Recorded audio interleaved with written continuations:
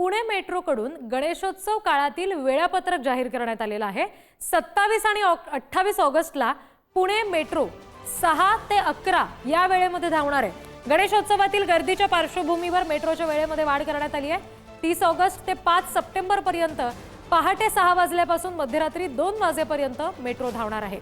मध्यवर्ती भागामध्ये गणपती बघायला येणाऱ्या भाविकांची गैरसोय होऊ नये म्हणून मेट्रोकडून हा निर्णय घेतला गेला। सर्व राज्य सरकारची आमची सगळी यंत्रणा त्यामध्ये मनापासून झोकून देऊन काम करणार या पद्धतीनं सगळ्यांच्यावर जबाबदारी सोपवलेली आहे। उदाहरण द्यायचं झालं तर रेल्वे मेट्रोच्या बाबतीमध्ये सकाळी 6 ते रात्री 2 वाजेपर्यंत ती मेट्रो चालू राहील आणि शेवटचा दिवस असेल त्यावेळेस ती पूर्णपणे 24 तास चालू ठेवायचा आमचा निर्णय झालेला आहे।